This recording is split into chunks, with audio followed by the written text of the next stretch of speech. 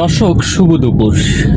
এই যে দুপুরবেলায় আমরা যাচ্ছিলাম চট্টগ্রামের বান্দরবানে, সেখানে আজকে এনসিপির পদযাত্রা রয়েছে। সেই পদযাত্রার খবর জানাতে আমরা সেখানে যাচ্ছি চট্টগ্রাম থেকে বান্দরবানে। তো যাওয়ার সময় গাড়িতে বসে আছি, অলস সময় পার করছি। ভাবলাম যে এই সময়টা আপনাদেরকে একটি গল্প শোনাই। তো শুরু করা যাক। একদিন শহরের এক গলিতে হঠাৎ খুলে যায় এক অদ্ভুত ধরনের দোকান।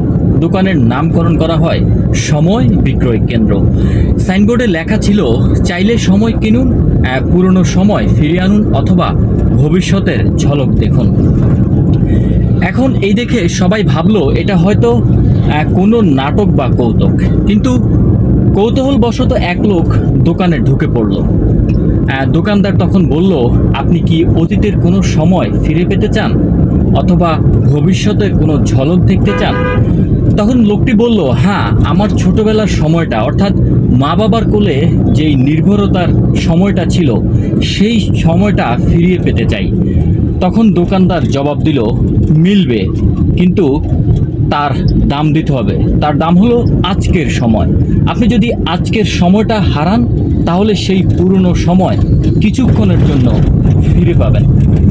তখন লোকটি কিছুক্ষণ চুপ করে রইল, তারপর বলল, না, আজকে হারিয়ে আমি অতীতের সুখে থাকলে ভবিষ্যতের তো গাছ শুকিয়ে যাবে। অর্থাৎ আজকের বর্তমানকে যদি আমি চাই, তাহলে ভবিষ্যৎ আমার অন্ধকারে ঢেকে যেতে পারে।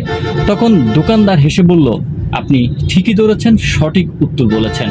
এই দোকান শুধু পরীক্ষার জন্য। সময় কখনো বিক্রি হয় না, মানুষ চাইলেও সেটি ফিরিয়ে আনতে পারে না। শুধু আজকের সময়কে ঠিকভাবে ব্যবহার করলেই ভবিষ্যতের সুন্দর একটি সময় পাওয়া যায়। লোকটি বাইরে বেরিয়ে দেখে দোকানটি গায়েব হয়ে গেছে। পেছনে শুধু একটা ছোট্ট কাগজ উঠছে, তাতে লেখা ছিল, সময়কে যারা সম্মান করে, সময়ও তাদের সম্মান দেয়। অর্থাৎ এই গল্পটি শুনে আমরা একটি শিক্ষামূলক বার্তা পেলাম, যেটি হচ্ছে, সময়কে অপচয় নয়, উপযোগ করাই জীবনের সেরা বিনিয়োগ। অতীত ফিরিয়ে আনা যায় না, ভবিষ্যতেও দেখা যায় না, কিন্তু আজকে ঠিকভাবে ব্যবহার করলেই জীবনের মানে খুঁজে পাওয়া যায়। তো দর্শক, আসলে আমরা অনেকেই কি করি যে বর্তমানের সামান্য সুখের জন্য অথবা অতীতের সামান্য সুখকে মনে করার জন্য আমরা ভবিষ্যতের সুখকে হারিয়ে ফেলি। যেমন আমরা অনেকেই অনেক ক্ষণিকের সুখকে আঁকড়ে ধরি, ভবিষ্যতের সুখকে আমরা মুছে ফেলতে চাই।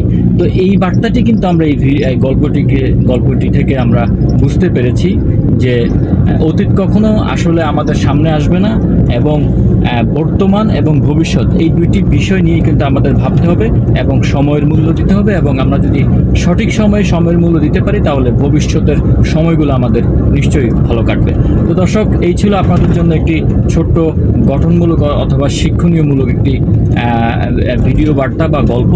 এই ধরনের আরও নতুন নতুন গল্প পেতে আমার সাথেই থাকুন, পাশেই থাকুন।